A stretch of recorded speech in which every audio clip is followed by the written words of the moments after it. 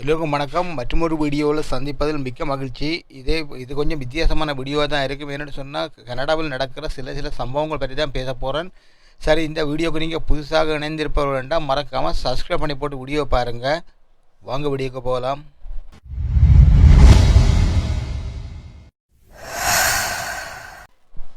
எந்த யூடியூப் சேனலில் பார்த்தாலும் இப்போ கனடா பற்றி தான் பேசுகிறாங்க. என்னென்னு சொன்னால் ஒன்று ஸ்டூடெண்ட் விசா, இல்லைன்னு சொன்னால் ஒர்க் பெர்மிட் விசா, இல்லைன்னு சொன்னால் கனடா டூடோ பற்றி தானே செய்தி தான் வந்து கொண்டிருக்கு.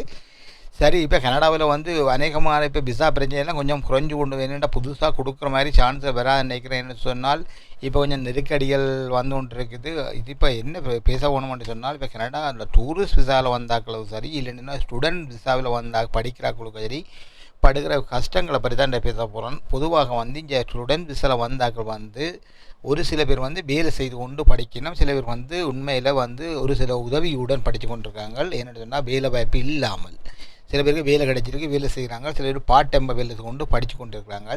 இப்போ என்ன பிரச்சனைன்னு சொன்னால் உண்மையாக அவங்கள பார்க்க பாவமாக தான் இருக்குது. என்னென்னா இங்கே வந்து சில பேருக்கு தெரியல, கனடா பொறுத்தளவில் கனடாவில் வந்து எல்லாம் ஈஸியாக இருக்குது, எல்லாம் கிடைக்குதுன்னு நினச்சிக்கொண்டு படிக்கணும்ன்ற அங்கேருந்து பார்க்கல இங்கே கனடா சிறப்பு தானே சொல்கிறாங்க. ஏன்னா இங்கே இந்த போகிற ஆக்களம் வந்து அங்கே சும்மா போகிற இல்லை, அங்கே போய் நல்ல அடிடாய் ஷூவையும் போட்டுக்கொண்டு கூலிங் கிளாஸையும் போட்டுக்கொண்டு அங்கே போய் ஷோ அடி போட்டு வரதால் இவங்க நினைக்கிறாங்க அங்கேருந்து இங்கே வந்து அப்படி இருக்கலாம்னு நினைக்கிறாங்க. உலகம் இங்கே உண்மையான கஷ்டம் என்னென்னு சொன்னால், இப்போ வந்த வைக்க தெரியும் இதே தான் வந்தோம்ண்டு. இல்லைன்னு சொன்னால் நீங்கள் யாராவது உங்களுக்கு உறவினர் இருந்தால் இங்கே வந்தவர்களை கேட்டு பாருங்கள், இப்படி கனடான்ற நிலைமைன்னு கேட்டு பாருங்கள். இது கனடாவுக்கு வெளியில் இருக்கிறார்கள் இருந்தால் கேட்டு பாருங்கள். கனடாவை பொறுத்தளவில் இப்போ உண்மை வந்து சரியான பிரச்சனை இருக்குது. என்னென்னா முதலாவது பிரச்சனை வந்து ஊபர் பிரச்சனை. ஊபர் உங்களுக்கு தெரியும், டாக்ஸி ஊபர்ன்னு சொல்லி இப்போ வந்து ரேட்டுகள் எல்லாம் குறைச்சிட்டாங்க உண்டு. ரெண்டாவது பிரச்சனை அந்த ஊபரில் கூட வேலை வாய்ப்புகள் அதிகமாக இல்லாமல் இருக்குது. என்னென்னு சொன்னால் இப்போ முதல் வந்து ஒரு 2 வருஷத்துக்கு 3 வருஷத்துக்கு முன்னம், சரி 3 வருஷத்துக்கு முன்னம் கொரோனா காலம் கொண்டு வைப்போம். இப்போ 2019-20 வந்து இந்த ஊபர் சர்வீஸ் வந்து உண்மையாக நல்ல சம்பளம் டிப்ஸ்கள் தான் கொடுத்தாங்க, நல்லா ஓடிக்கொண்டே இருந்தது. இப்போ வந்து இந்த இந்தியன் ஸ்டூடெண்ட்ஸ் தான் கூட இப்போ நிறைய பேர் வந்து ஊபர் ஈட்டிங், மற்றது ஊபர் டெலிவரி, இந்த ஊபர் டாக்ஸி சர்வீஸ்ன்னு சொல்லி எல்லாத்துலேயும் அப்ளை பண்ணி நிறைய இந்த வேக்கன்சி அவங்க ஃபில் பண்ணுறதால இப்போ இந்த பழைய ஊபர் ஓடினாக்களுக்கு இப்போ தொழில் இல்லாமல் போகுது. என்னென்னா அவைக்கு வந்து இடம் கிடைக்கிறது கஷ்டமாக இருக்குது. பொருளாக்கு நிறைய பேர் வந்து அதை தான் கம்ப்ளைண்ட் பண்ணி கொண்டிருக்காங்க. என்னென்னு சொன்னால் இந்த ஊபர் சர்வீஸ் தாங்கும்போது நல்லா சம்பாதிச்சாங்க, வேலையை விட்டுட்டு கம்பெனி வேலை ஃபேக்ட்ரி வேலையில் விட்டுட்டு ஊபர் வேலைக்கு எது இருந்தாங்க. இப்போ வந்து கார் ஃபைனான்ஸ் பண்ணி காரை வண்டி போட்டு அந்த காசு கூட கட்டுற சரியாக கஷ்டமாக இருக்குது. என்று சொன்னால் அந்த ஊபர் சர்வீஸில் வந்து இப்போ ஊபரும் அந்த டிப்ஸ் எல்லாம் கொஞ்சம் குறைச்சிட்டாங்க, அதே போல் சம்பளமும் குறைச்சிட்டாங்க. அது போக இப்போ வேலையும் வந்து நிறைய புதுசாக வந்தாக்கள் தான் அந்த ஊபர் ஓடுறதால இப்போ தங்களுக்கு வேலை வாய்ப்பு இல்லைன்ற மாதிரி கம்ப்ளைண்ட் பண்ணி கொண்டிருக்கிறாங்க ஊபர் ஓடுறாக்கள் வந்து கனடாவில். இது உண்மை தான். என்னென்னு சொன்னால் இப்போ வந்து யாரை பார்த்தாலும் இப்போ வந்து ஊபர் சர்வீஸ் தான், எங்கே பார்த்தாலும் ஊபர் சர்வீஸ் தான். டாக்ஸி எல்லாம் இப்போ குறைவு. ஏன்னா முதல்ல ஒரு மெம்பரை ஒரு ஆளுக்கு எடுத்து கொடுத்தா $200 ஓஃபர்ன்னு சொல்லி சொன்னாங்க. அப்படி செய்தபடியாலோ இன்னொரு நிறைய பேர் வந்து இப்போ ஊபர் சர்வீஸ் தான் செய்கிறாங்க. இதால் பழைய ஊபர் டிரைவர் வந்து நிறைய பாதிக்கப்பட்டிருக்காங்க உண்டு. ரெண்டாவது பிரச்சனை இந்த வீட்டு பிரச்சனை என்னென்னு சொன்னால், ஒரே வீட்டில் வந்து 6 பேர் 7 பேர் வந்து ஒரு ரூமில் தங்குற மாதிரி இருக்கிறாங்க. என்னென்னா அதில் வந்து 3 பேர் வேலைக்கு போக 3-4 பேர் வந்து வேலை இல்லாமல் இருக்கிறது. அவங்க வேலையை போட்டு வர அவங்களோட மற்றாக்கள் கம்பல் பண்ணிக்கல உண்மையாக பாவமாக கிடைக்கும். என்னென்னு சொன்னால் வேலையை தேடிக்கொண்டு இருக்கிறாங்க. சில பேர் வந்து நெடுந்தூரம் போய் வேலை செய்ய வேண்டிய சூழ்நிலை இருக்குது. என்னென்னா வந்த கடன்பட்டு ஊர்லேருந்து கடன்பட்டு காசை நகைகளை விற்று காணிகளை விற்று பாவங்க இங்கே வந்து ஒரு ரூமுக்கு அடைஞ்சு கொடுக்கிறதும் மற்றது வேலை வாய்ப்பை தேடி இப்போ அலைகிறதும் அதை பார்க்க உண்மையாக கஷ்டமாக இருக்குது. அது போக இந்த சொந்தங்களை நம்பி இங்கே கனடாவுக்கு வந்தாக்களும் இருக்காங்க. கனடாவில் டூரிஸ்ட் விசாவில் வந்து இங்கே வேலை செய்கிறாங்க. இந்த டூரிஸ்ட் விசாவில் வந்து வேலை செய்கிறாக்களுக்கு பிரச்சனை என்னென்னு சொன்னால், எங்களோட தமிழ் வணிக நிலங்கள், இந்த வணிக நிலையங்களும் மற்றது தமிழ் ரெஸ்டாரண்ட்டும் இருக்குல்ல, உண்மையாக அவங்கள வந்து என்ன செய்யணும்னு தெரியாது. என்னென்னு சொன்னால் குறைஞ்ச சம்பளத்துக்கு அவங்க வந்தாக்களை வச்சு வேலை பண்ணுறாங்க. அதை நான் என் கண் கூட பார்த்துருக்கேன். சில கடையில் வந்து நான் கடையை சொல்ல மாட்டேன், என்னென்னா ஒரு சில கடையில் வந்து இந்த மீன் வியாபாரம் செய்கிற கடை இருக்குது. அங்கே வந்து போய் பார்த்தால் இந்த அவங்களுக்கு மரியாதை இல்லை. ஓனர் வந்து கொஞ்சம் இந்த எடுபடியில் மாதிரி அவங்கள உருக்கி பேசுகிறதும் ஒருமையில் பேசுகிறதும், ஏன் அப்படி நிற்கிறாய், சும்மா நிற்காது, அதை செய், ஏன் இப்படி நிற்கிறாய், இதை செய், நேரம் போகுது, அங்கே போகுது, இங்கே போகுன்னு சொல்லி. ஆனால் கொடுக்குற சம்பளம் வந்து அடிப்படை சம்பளம் கொடுக்குற இல்லை, கையில் காசுன்னு சொல்லி. ஆனால் $12, $13, $14 தான் சம்பளம் கொடுக்குறாங்க. இது அது அநியாய காசு. அதை செய்கிற வேலையை பார்த்தா நீங்கள் பார்க்க மாட்டீங்க. தொடர்ந்து நின்ற நிலையிலேருந்து மீன்பிடி கொண்டே இருப்பாங்க கடை வழியாக. இது மீன்மற்ற மட்டும் சொல்லலை, இப்போ நான் பார்த்து சொல்கிறேன். இது வந்து பாவமாக கிடைக்கிற 3-4 பேர் நின்று கொண்டு அடிமை மாதிரி 2 பேர் செய்து கொண்டிருக்கிறாங்க. என்னென்ன இங்கே அவங்களும் தெரியாது, இந்த கையில் காசுன்னு சொல்லி அவங்களோட சோஷியல் நம்பரை வேண்டி வச்சுக்கொண்டு அவங்க டேக்ஸ் கட்ட போகிற இல்லை, டேக்ஸ் கட்டுற மாதிரி வச்சுருப்பாங்க, ஆனால் கட்ட மாட்டாங்க. பிரச்சனை வந்தால் அந்த டேக்ஸை கட்டி அரசாங்கத்துக்கு கட்டுவாங்க. இது அரசாங்கத்துக்கும் தெரியும் இது. ஆனால் மக்கள் அந்த வேலை செய்கிறாக்களை வந்து அடிமை மாதிரி வச்சு நடத்துகிறாங்க தமிழ், ஒரு சில தமிழ் வர்த்தகர் மேர். அதை பற்றி தான் அது முக்கியமாக பேசணும். வேணும்னு சொன்னால் நீங்கள் உழைக்கிறீங்க, பிரச்சனை இல்லை, வருமானம் பெறுது, உங்களுக்கு சம்பளம் பெறுதுன்னு சொன்னால் நல்ல அதுக்கேற்ற மாதிரி நல்ல சம்பளத்தை கொடுத்து வச்சுருங்க. ஒரு பிரேக் கொடுக்கணும். இது பிரேக்கும் கொடுக்குற பெருசாக இல்லை. சில கடவுளையும் வந்து உண்மையை பிரேக்கே கொடுக்க மாட்டாங்க. சும்மா நின்று கொண்டு சாப்பிட்டு கொண்டு நிற்பாங்க. நின்று கொண்டு சாப்பிட்டுட்டு ஓடி போய் டக்குன்னு வேலை செய்ய வேண்டிய சூழ்நிலை இருக்குது. அது பொதுவாக இந்த தமிழ் கடை தான். என்னென்னா இவங்க மற்ற சட்டம் இந்த கனடாவில் வந்து லேபர் போர்ட்டில் போய் கதைக்கவே இல்லாது. என்னென்னா இவ பதிஞ்சு செய்யலை, காசுக்கு தன வேலை செய்யணும். இப்போ அதனால் வந்து இவன் போய் மினிஸ்ட்ரி ஆஃப் லேபரில் போய் கம்ப்ளைண்ட் பண்ண இல்லாது. என்ன சொன்னால் அடிப்படையில் வந்து இன்னும் 2.5 மணி நேரத்துக்கு மேலே செய்தால் அவைக்கு ஒரு 15 நிமிஷம் பிரேக் கொடுக்கணும். அந்த பிரேக்கு கொடுக்குற இலவியல் உண்டு. 2வது வந்து கனடாவில் உண்மையான சம்பளம் வந்து மினிமம் சம்பளம் வந்து 17 ரூபா 55 சம்பளம். இப்போ இந்த வருஷத்துலேருந்து இந்த வருஷம் போன ஏப்ரல்லேருந்து அதை ஏப்ரல் செப்டம்பர்லேருந்து தொடங்கியிருக்கணும். ஆனால் அந்த சம்பளம் கொடுக்குறே இல்லை. அரை கேட்டாலும் உண்மையாக வந்து தமிழ் கடவுளையே அநியாயம் பண்ணுறாங்க. அது கூடியாக கனடா இருக்கிறார்கள் தெரியும். கட்டுப்படியாக இல்லைன்னு சொன்னால் வேலைக்கு எடுக்காதீங்க, எடுத்து போட்டு நீங்கள் என்ன கஷ்டப்படுத்தி கொண்டு இருக்கிற யாரோ தமிழோ வேறு நாட்டுக்காரனோ பிரச்சனை இல்லை. உங்களுக்கு லாபம் இல்லைன்னு கடையை மூடி போட்டுப்போங்க, இல்லை டவசை குறைச்சி போங்க. ஆனால் கடையில் ஆக்கள் எடுத்து போட்டு சம்பளம் கொடுக்கணும். அவங்களுக்கு குடும்பம் பிள்ளைகள் இருக்கும். அவங்களுக்கு அங்கேருந்து வந்து ஊர்லேருந்து கஷ்டப்பட்டு வந்தவங்களுக்கு ஒரு ஒரு மனச்சாட்சியோடு நடக்க வேண்டாமா, அது ஒரு பிரச்சனை. அது முதல் இந்த வணிக நிலையங்கள் வந்து உண்மையாக யோசித்து மற்றவங்களை பார்த்து திருந்தோணும். இல்லை சொன்னால் நீங்கள்லாம் என்று சொல்லி கொஞ்சம் அடிமை மாதிரி நடத்துகிறத குறைச்சி கொள்ளணும். இது வந்து ஒன்று. 2வது கனடா பொறுத்தளவில் இன்னொரு பிரச்சனை இருக்குது. இந்த கியூபெக் மாகாணத்தில் வந்து செய்தி கொண்டு கேள்விப்படுறேன். கியூபெக் மாகாணத்துக்கு வரான்னு சொன்னால் அங்கே வந்து பிரெஞ்சு உரிமைக்கு முதலிடம் இருக்குது. இப்போ அங்கே தங்குறேன்னு சொன்னால் அங்கே குடியேறி போகிறாக்களோ சரி, இப்போ புதுசாக வர ஸ்டூடெண்ட்ஸ்னால் சரி, அவங்க வந்து கட்டாயம் பிரெஞ்சு தெரிஞ்சிருக்க வேணுமென்று சொல்லி ஒரு சட்டம் பெறணுமென்று சொல்லி அந்த மாகாண அரசு வந்து வலியுறுத்துவதாக கேள்விப்பட்டேன்.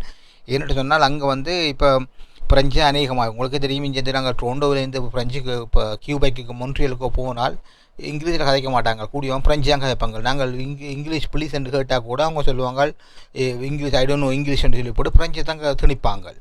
அது ஒரு என்ன சொல்கிறது, அவங்களோட பாசை அவங்கள இடமாட்டுறாங்க. இது கனடா, ஆனால் 2 நாட்டு மொழியும் பேசணும், ஆனால் அவங்க பேச மாட்டாங்க. அப்போ அப்படி இருக்கையில் இப்போ புதுசாக வர ஸ்டூடெண்ட்ஸோ சரி, இல்லைன்னு சொன்னால் வேலைக்கு வராக்களோ சரி, கியூபெக்கு வரான்னு சொன்னால் இப்போ உதாரணத்துக்கு 8 பேர் வந்தால் அதில் 6 பேருக்கு பிரெஞ்சு தெரிஞ்சிருக்கணுன்ற மாதிரி சொல்கிறாங்க. அப்போ அது நடைமுறையில் நாளடைவில் அப்படி வரும் என்று நினைக்கிறேன். யாராவது கனடாவுக்கு வாராண்டு இருந்தால் முக்கியமாக கியூபெக் பக்கம் செலக்ட் பண்ணிட்டாதீங்க. என்னடா பிரெஞ்சு தெரிஞ்சால் தான் நீங்கள் அங்கே வாழ வேணுமென்று அவங்க சட்டம் கொண்டு வந்திருக்காங்க. அவளோடக்கு முடிஞ்ச வரைக்கும் இங்கே பிரெஞ்சு கியூபெக்கை தவிர்த்து வாங்க. அது ஒன்று. 2வது இங்கே வாரன்னு சொன்னாலும் சொந்தக்காரரை நம்பி வராதிங்க. என்ன சொன்னால் சொந்தக்காரர் வந்து எத்தனை நாளைக்கு உங்களுக்கு சாப்பாடு போடுவாங்க, எத்தனை நாளைக்கு உங்களோட வச்சுருப்பாங்க. என்னென்னு சொன்னால் இங்கே வீடுகள் வந்து உண்மையாக தெரியும் ஒரு 2 பெட்ரூம் 2 பெட்ரூம் தான் கூடியவான் வீடுகள் என்று சொன்னால் ஒரு அட்லீஸ்ட் மேக்ஸிமம் 4 பெட்ரூம் தான் இருக்கும். மேலே கீழே எல்லாம் அவங்க 2 கொடுத்துருப்பாங்க. இல்லாட்டி மோகேஜ் கட்ட முடியாது. இப்போ வீடு புதுசாக பண்ணுறவர் வந்து கீழே பேஸ்மெண்ட் வந்து 2 கொடுத்துருப்பினோம். கொடுத்தா தான் அவைக்கு மோகேஜுக்கு இல்லாட்டி ப்ராப்பர்ட்டி டேக்ஸ் கட்டுறதுக்கு அவைக்கு காசு காணும். இல்லாட்டி சொன்னால் 4 வேலை செய்ய வேண்டியரும். இப்போ என்னென்னு சொன்னால் நீங்கள் அவங்கள நம்பி நீங்கள் வந்தால் அவங்களுக்கு ரூம் இருக்காது, நீங்கள் கோவிலில் தான் படுக்க வேண்டி வரும். அப்படி தான் நிலைமை இங்கே சில பேருக்கு நடக்குது. என்னென்னு சொன்னால் இங்கே வீட்டு சில பேர் சொந்தக்காரை கூப்பிட்டுட்டு வீட்டில் வச்சிருக்க மாட்டாமல் வேறு இடம்படியெல்லாம் வச்சுருக்காங்க. என்னென்னு சொன்னால் தங்களை வீட்டை இருந்துச்சுன்னா தங்களுக்கு பிள்ளைகள் இருக்குது, தங்களை பிள்ளைகள் வந்து படிக்க யூனிவர்சிட்டி போது வந்து அதுகளுக்கு கூட படுக்கிற இடம் இல்லைன்னு சொல்லி வேறு வீடுகளையே விட்டுட்டு இருக்கு. நம்ம வேலையும் இல்லாமல் உண்டு. மற்றது இப்போ லோயர் சில பேர் வந்து லோயர் வச்சு அகதிக்கு பதிஞ்சிருக்கணும். அகதி பதிகிறதுக்கு வந்து அவைக்கு இப்போ கூப்பிட்டது போக 2வது லோயரை வைக்கிறதுக்கு 4000 $2 காசு கையால் கொடுக்க வேண்டிய சூழ்நிலை. இனி வேலை செலவுகள். இப்போ சில நேரம் வந்து இந்த அகதியாக பதிஞ்ச வேலைக்கு சில நேரம் அரசாங்கம் சோஷியல் காசு கொடுக்குறதுக்கு சான்ஸ் இருக்குது. மெடிக்கலுக்கும் கவர்மெண்ட் நினைக்கிறேன். அதுபோக எப்படியும் அடுத்த வீட்டில் இருந்து அடிமை மாதிரி வாழ்கிறது போல் எனக்கு தோன்படுது. என்னென்னு சொன்னால் அதுகளை போல் கனவோட வந்துகள் இங்கே இருக்குதுகள். ஆனால் சில நேரம் வந்து அதில் வேதனைப்படுற மாதிரியும் சில விஷயங்கள் நடந்து கொண்டிருக்கு இங்கே கனடாவில். நம்பி வந்து இங்கே வந்து இப்போ தான் மந்தம் வண்டி நினைக்கிற சில பேரும் இருக்கிறோம். இங்கே அது கண்கூடியாக பார்க்க முடியுது. அதுபோல் வயசில் சூப்பர் விசாரம் வந்தாக்களும் பாவம் வயசு போன காலத்தில் ரோட்டாக நடக்குது. இல்லைன்னா ஊர் வழியாக கோவில் குளம் தெரிஞ்ச ஆக்கள் வந்து வயசு போனதில் இங்கே சூப்பர் விசான்னு கூப்பிட்டு இங்கே வந்து வீதியோரத்தில் நடந்தால் தான் உடம்புக்கு நல்ல வீட்டுக்கே இருக்கக்கூடாது. வெளியில் நடவங்க கொண்டு ரோட்டு வழியாக நடைபாதை இருக்குது தானே. கனடாவில் கூடிய நடைபாதை கட்டி வச்சுருக்காங்க. என் வயசு உனக்கு நடக்கணுமென்ற இன்னும் தெரியாது. ஆரை பார்த்தாலும் நடைபாதையிலேயே நடந்து கொண்டு இருக்கணும்.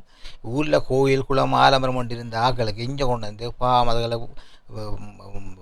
கஷ்டப்படுத்தி கொண்டு இருக்க கிடக்கு. அப்படி என்ன இங்கே சுகம் இருக்குன்னு எங்களுக்கு தெரிய இல்லை. ஆனால் இன்னொன்று கொஞ்சம் கனடியன் டாலர்ஸ் நல்லது கொஞ்சம் இது. ஆனால் எப்படி சொல்கிறேன் ஒழுங்காக கிடக்கு. இதுதான் வாழ்க்கை. ஆனால் ஊரில் வந்து உங்களுக்கு தெரியும், ஊரில் வந்து இவ்வளோ சுதந்திரமான சுதந்திரம்னு சொன்னால் என்ன, தண்ணியை குடித்தாலும் மரக்கறியை சாப்பிட்டாலும் உங்களை வீட்டில் நீங்கள் சொந்தமாக இருக்கலாம். இங்கே அப்படி இல்லை. கூடிய 170% வந்து வாடகை வீட்டில் இருக்கிறாங்க எல்லாரும். இங்கே வாடகை கட்டணும் மட்டும்னா வேலைக்கு போகணும். வேலைக்கு போனால் தான் நீங்கள் வாடகை கட்டலாம். உங்களோட இன்சூரன்ஸ் பே பண்ணலாம். காருக்கு இன்சூரன்ஸ் பே பண்ணலாம். இன்சூரன்ஸ் பே பண்ணலன்னா கார் ஓடிடலாம் ரோட்டில். காரில் ஏண்டிட்டோம்னா தூரத்துக்கு எங்கேயும் போகாமல் இல்லை. அது கஷ்டம் உங்களுக்கு. சில பேர் வந்து ஒரே இடத்துல இருக்கிறவங்களுக்கு பரவாயில்லை, ஓகே. சில பேர் வேலைக்கு வந்து 4 மணி நேரம் 2 மணி நேரம் போகிறோம்னு சொன்னால் கட்டாயம் கார் போகணும். அப்படியான பிரச்சனை தான் இன்றைக்கி கனடாவில். சரி, நீங்கள் யாராவது கனடாவுக்கு வாரணும்னு சொன்னால் தயவுசெய்து யோசிச்சு போட்டு முடிவெடுத்துட்டு வாங்க. சொல்கிறது இக்கரைக்கு அக்கறை பச்சைன்னு சொல்லுவாங்க. கனடாவில் அப்படி ஒன்றுமே இல்லை. நீங்கள் படித்த படிப்புக்கு ஊர்லேயே வேலை எடுத்து போட்டு அங்கே இருக்கிறது உண்மையாக காலை சிறந்தது. உங்கள் சொந்தங்கள் பந்தங்கள் ஃப்ரெண்ட்ஸுகள்னு சொல்லி அங்கேயே இருக்கலாம். இங்கே வந்து அடிமை மாதிரி யாருக்கும் வேலை வராங்க. என்னென்னு சொன்னால் நாங்கள் வந்து கனகாலம் ஆச்சு. என்னென்னு சொன்னால் இப்போ நாட்டை வீட்டில் பிரச்சனை அங்கே இருக்கலான்ற காரணத்தில் நாங்கள் அந்த காலம் தப்பி வந்தாக்கள் திருப்பி நாட்டிற்கு வர இல்லாத காரணம். என்னென்னு சொன்னால் வந்தவங்களுக்கு குடியுரிமை இல்லை. ஸ்ரீலங்காவிலையோ எங்களுக்கு குடியுரிமை இல்லைங்க. அப்போ அங்கே வந்து குடியுரிமை எடுக்காமல் இல்லாத நீ. அதனால தான் இப்போ தான் யோசிக்கிறோம். நீ சரி வயசு ஒரு காலத்தில் இருந்தாலும் ஒரு 3 மாதமோ 4 வரையுமோ அங்கே நம்ம இந்தியாவோ இல்லை ஸ்ரீலங்காவில் வந்து தங்கி போட்டு போகிற மாதிரி தான் இப்பயே நினச்சி கொண்டு இருக்கிறோம். ஆனால் நீங்கள் எல்லாம் இங்கே வந்து கஷ்டப்படணும்னு நினைக்கிறீங்க. எப்படியும் உழைக்கிறது ஒரு சான் பயத்துக்கு தானே. அதுக்கே இப்படி வந்து கஷ்டப்பட்டு உழைக்கிறீங்க. ஊரில் உழைச்சி சந்தோஷமாக சொந்தங்கள் பந்தங்களோடு இருந்து கோயில்கள் திருவிழாவில் நெஞ்சு பண்ணுங்க. இங்கே வந்து எல்லாம் இப்படியெல்லாம் அனுபவிக்கலாது. இது எந்த கருத்து, இது உண்மையோ பொய்யோன்னு தெரியாது. ஒவ்வொரு கனடியனுக்கும் தெரியும், கனடாவில் இருக்கிற ஆக்களுக்கு தெரிஞ்சிருக்கு இதை பற்றி. சரி, இதை பற்றி உங்களை கருத்து என்ன சொல்லுங்கள். இது சும்மா ஷோர்ட் வீடியோ தான். கனடா நிலைமை இதுதான். இது மட்டும் இல்லை, விண்டர் வந்தாலும் இன்னும் பிரச்சனை இருக்குது. விண்டர் பூட்ஸில் போட்டுக்கொண்டு வயசு ஒரு அம்மாவாக இருக்கலாம், வருங்காலம் நடந்த அம்மாவாக இருக்குது. நீ விண்டர் பூட்ஸை போட்டு சினோ பூட்ஸை போட்டு வெளியில் நடக்க விட்டால் அந்த ஹெவி ஏந்தி கொண்டு நடக்கணும். அதை பார்க்கவும் போகணும். பார்க்க பாவமாக தான் இருக்கும். சரி, இது எப்படியோ இந்த வீடியோ பற்றி மறக்காமல் கமெண்ட்டில் போடுங்க. இதே போல் மற்றொரு வீடியோவில் சந்திப்போம். அது வரைக்கும் நன்றி, வணக்கம்.